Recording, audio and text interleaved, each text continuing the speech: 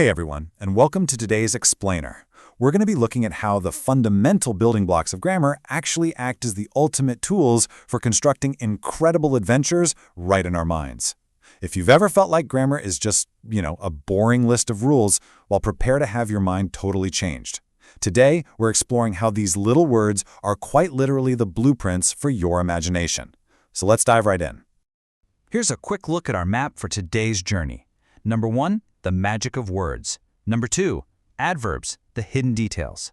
Number 3, prepositions, mapping the sentence.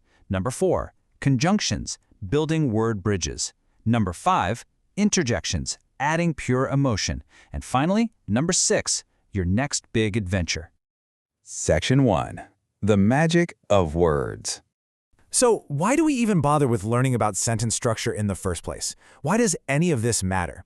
Well, to answer that, just listen to this fantastic quote. Reading books is like having a magic key that unlocks different worlds full of wonder, knowledge, and fun. You might be wondering why you should pick up a book when you could just zone out and watch a screen, right? Well, here's the secret. When you read, you are the director of your own movie. You imagine the characters, the places, the action. And understanding grammar, that gives you the precise directorial tools you need to build those worlds effectively. Plus, let's be real, a book is never going to run out of battery. Section 2. Adverbs, the hidden details. So this brings us to our very first director's tool, the adverb. What's really interesting here is just how simple the definition actually is. Adverbs are simply words that describe how, when, or where something happens. Without them, an action is just an action. But you throw an adverb in there, and suddenly you have this rich context. Let me show you exactly what I mean.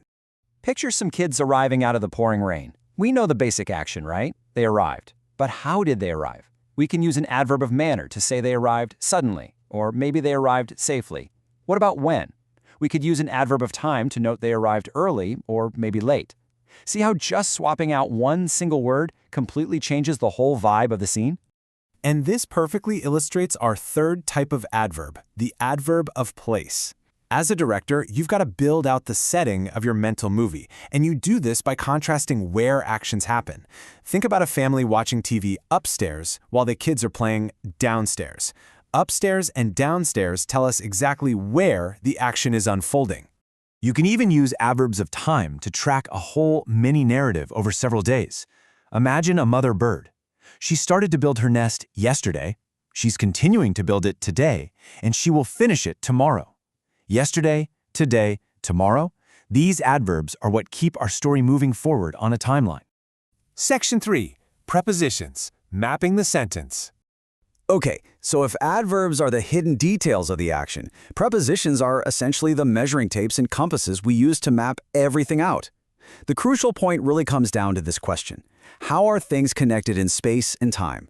If you want to know how characters and objects relate to each other and their surroundings, prepositions are absolutely your answer. Think of those common position prepositions. Words like in, into, off, on, near, and over. A preposition connects one thing with another, showing exactly how they're spatially related to each other. And grammatically speaking, they're usually followed directly by a noun or a pronoun. You can see this spatial relationship so clearly when we look at a couple of scenarios side by side. On one hand, we don't just have books on a shelf, we have books falling off the shelf. On the other hand, we have a big blue balloon with a surfer painted on it floating in the sky. Off and in, they're literally the compass points linking these objects to their environments. But wait, actually, scratch that. Prepositions don't just map physical space, they map time too. We can connect events in our story by using prepositions of time. For example, saying Dad gets home about 6 in the evening, or that breakfast is served at 7 o'clock. They anchor our movie scenes to a specific clock or calendar. Section 4. Conjunctions, building word bridges. Now we're getting to the heavy-duty bridge builders of our grammar toolkit. Conjunctions link words, phrases, and ideas. Notice how a bridge completely changes the flow of an idea here. Look at those choppy ideas. A cat. It's kittens. It's totally disjointed, right? But build a smooth bridge. A cat and its kittens. By adding that simple linking word and, two short, choppy concepts suddenly become one smooth, cohesive idea. You can do the exact same thing to create contrasts using but, like an animal that's large but timid, or to offer choices using or, like asking if a flavor is sweet or sour. And just like our other tools, conjunctions have a time variant. Words like before, while, and until tell us when something happens in relation to something else. You can seamlessly step your reader through the events of a day. Wash hands before meals, play while it rains, watch the game until 2 a.m. These conjunctions of time are literally the bridges that connect one event directly to the next. Section 5. Interjections. Adding pure emotion. Let's shift gears to my absolute favorite part of speech, interjections. These add pure, sudden emotion to our adventure. They're these short, punchy words that completely disrupt the normal flow of a sentence to express a sudden, strong feeling like surprise, pain, or pleasure. And because they're packing so much energy, they are almost always followed by an exclamation point. Let's see these in action.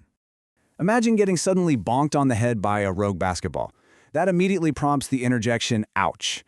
You don't need a whole long sentence to convey what you're feeling. The interjection does all the heavy lifting for you in just one word. Or, how about this? You're working super hard and bam, you accidentally knock over your water glass right under your homework.